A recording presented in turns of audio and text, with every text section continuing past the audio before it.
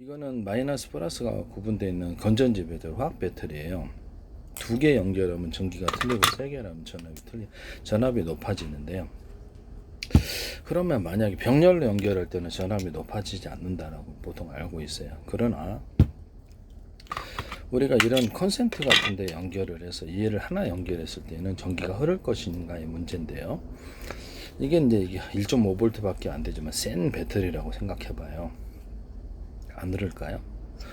그러면 이거하고 따로 독립된 장치로 이 배터리에서 전기를 연결해 갖고 이 금속에다 흘려보냈을 때 거기는 전기가 안 걸릴까요?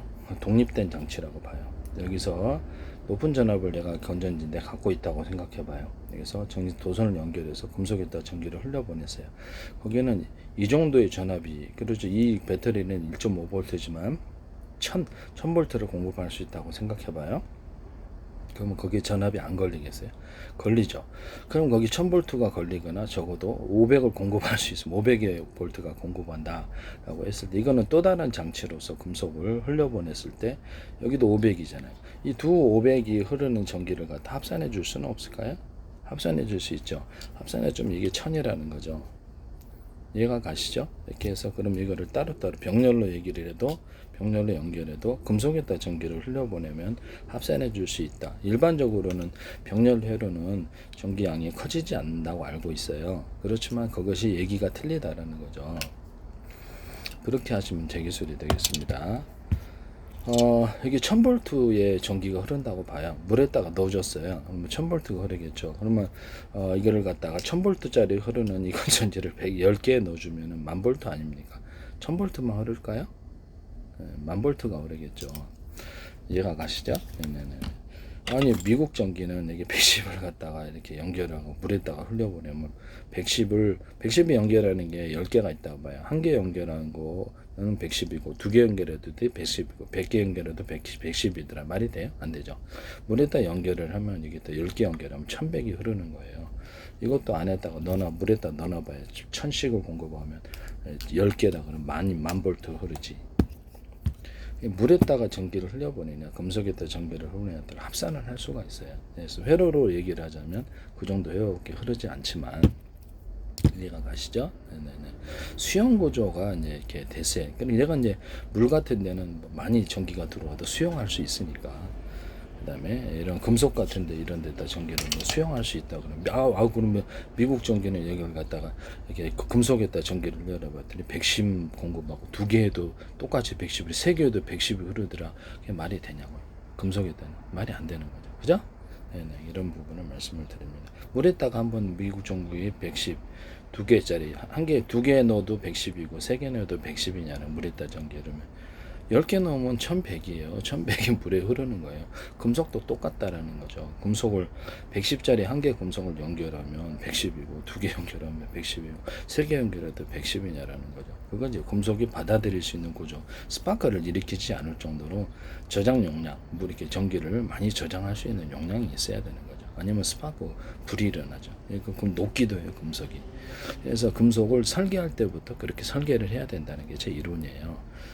얘를 작은 전기서부터 큰 전기까지 받아들일 수 있는 금속의 설계, 이런 부분이 존재해야 된다. 그것이 일종의 변압기 역할을, 가정 내에서 미니 변압기 역할을 한다는 거죠. 변압기 같은 거는 크게 용량 크게 미니용 가정용 미니 변압기 만들어 놓을 수 있다, 이 말씀 하시면 제 기술이 되겠습니다. 그렇게 해서 미국의 전력망을 간단히 고칠 수 있다. 미니 변압기 아이디어를 쓰셔도 제 기술이다. 변압기 역할이 뭔가 잠깐 볼게요. 네. 금속에다 전기를 미니 변압기를 가정용 만들면 된다, 이 말씀이에요. 변압기는 이렇게 철심에다가 구리 코일을 얇은 놈, 굵은 놈을 해서 변압을 해서 보내거든요. 그렇게 해서 제 이론이 틀려요. 지금 그렇게 사용하고 있어요. 그럼 미니 변압기를 가정용 만들어 버리면 된다, 이 말씀이에요. 네네. 그렇게 되면 미니 변압기 이 아이디어만 쓰셔도 제 기술이다, 이 말씀이에요.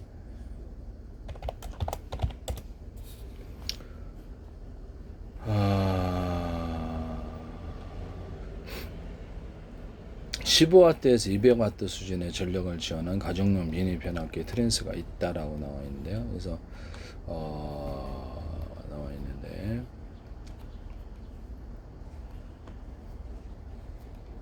미니 변압기가 존재합니다. 미니 변압기를 통해서 110짜리 한 개 보내냐, 2개 연결하냐, 3개 연결하냐, 이 기술을 써야 돼. 여기서는 그런 것을 할 수가 이 제품으로는 그건 못해요. 미니 변압기라도.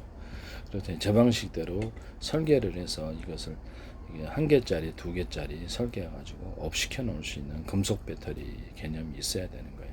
제 방식이 어떤 변압을 해줄 수 있는 그런 변압기. 지금 있는 걸로는 좀 힘들어요. 제가 보기에는. 네네.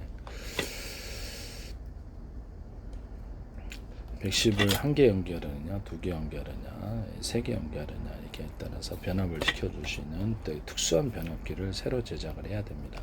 지금 있는 변압기는 좀 힘들고요. 변압기의 원리. 그렇죠. 여러 회선을 110을 받아들여도 불타지 않고 합선이 쇼크가 일어나지 않고 스파크가 일어나지 않도록 그런 금속을 설계를 해야 된다는 뜻이죠. 예를 들면 제가 이런 이렇게 110을 이렇게 금속에다 흘려보냈다가요.